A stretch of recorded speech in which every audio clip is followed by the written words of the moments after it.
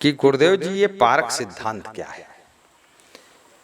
बहुत अच्छा प्रश्न है ये, छत्तीसगढ़ से प्रश्न आया है कि पारक सिद्धांत क्या है।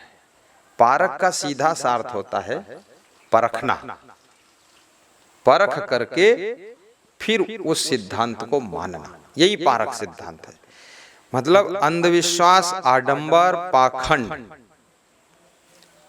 इसको न मानना, ये पारक सिद्धांत है। भूत प्रेत, चुड़ैल, मरही, मसान, नटवीर, खबीस, जिंद, परिंद, ओझा, बैगा, नाउत, जंतर मंत्र, तंत्र, टोना टंबर, जादू, साढ़े साथी, शनिश्चर, मंगल, टेढ़ा सीधा, शकुन अपशकुन, ये दुनिया भर का झूठा लफड़ा पचड़ा, इसको ना मानना ये पारक सिद्धांत है। क्योंकि ये होता ही नहीं है, इसमें कोई दम ही नहीं है, ये झूठा बोलबाला है, इसको मानने की जरूरत क्या है।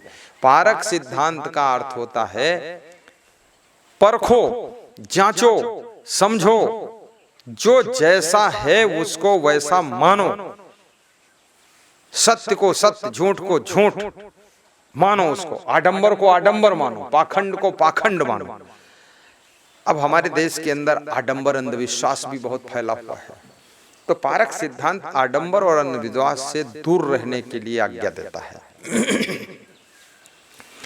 परखै परखावै सदा सत्संगत के बीच, ताको हमारी बंदगी किंचित रहे न कीच।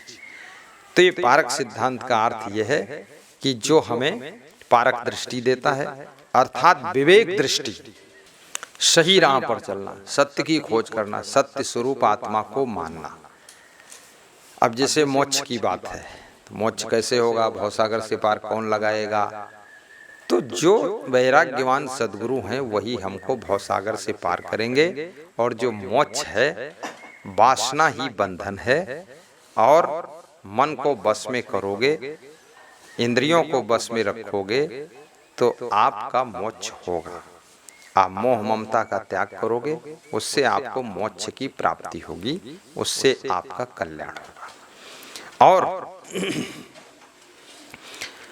सत्य स्वरूप ये आत्मा है, शाश्वत है, इसकी मृत्यु नहीं होती है, अजर अमर अविनाशी है। इस बोध को समझना यही पारक सिद्धांत है। वासना ही बंधन है, इस बात को समझ लेना ये पारक सिद्धांत है। और ढोंग ढकोसला आडंबर, इसको समझ लेना और ना मानना यही पारक सिद्धांत है। और पारक सिद्धांत का अर्थ ये भी होता है कि जो पारखी होता है उसका व्यवहार, बर्ताव और शुद्धता, पवित्रता, सफाई, मानवता, और उसके अंदर देवत्व, और उसके अंदर शालीनता, शिष्टता, यानी विभिन्न गुणों से संपन्न उसका जीवन होता है। वो कुकर्म नहीं करेगा, पारखी की पहचान है।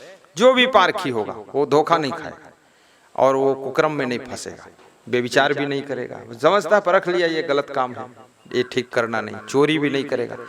अगर कोई कहता मैं पारखी हूं और चोरी करता है, व्यभिचार करता है, गलत काम करता है, झूठ बोलता है, पारखी वारखी नहीं, वो कारखी है।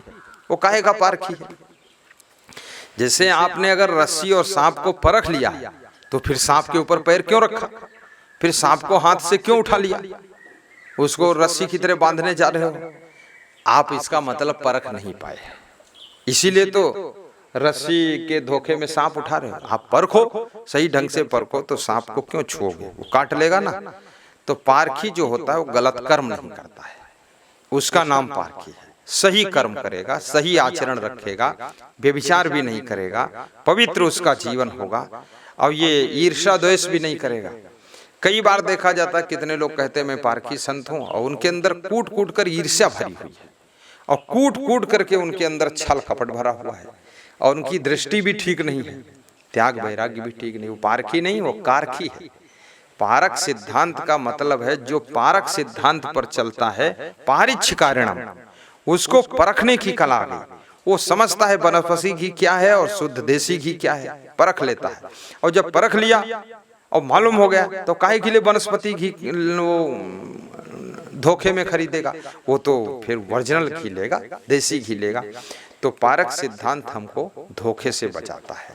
और जो पारखी कहलाता है और गलत काम करता है वो पारखी नहीं है, वो भी आडंबरी है, ढोंगी है, वो पाखंडी है और झूठ बोलता है। उसको पारक सिद्धांत का बोध ही नहीं है। और पारक सिद्धांत का जिसको बोध हो जाता है बस यही है, आत्मा अजर अमर अविनाशी है, शरीर नश्वर है, वासना बंधन है। सदचरित्रवान बन करके रहना चाहिए और शुभ गुण सद्गुण सदाचार से जीवन जीना चाहिए। लोगों का परोपकार करो, अच्छे इंसान बनो, महान बनो और अपना कल्याण करो और समाज का भी कल्याण करो। वो पारखी के लक्षण होते हैं। पारक सिद्धांत श्रेष्ठ सिद्धांत है और मैं जो भी पारक सिद्धांत पर चलते हैं उनको भी धन्यवाद देता हूं। लेकिन शुद्ध पारखी बनो, खाली नाम के पारखी नहीं, काम के भी पारखी रहो। और पारक सिद्धांत बहुत अच्छा है। दूसरे मत पंथों में भी बहुत अच्छे अच्छे संत होते हैं, उनको भी परखो, परखना तो चाहिए, क्योंकि आप सामान खरीदते हैं उसको भी परखते हैं।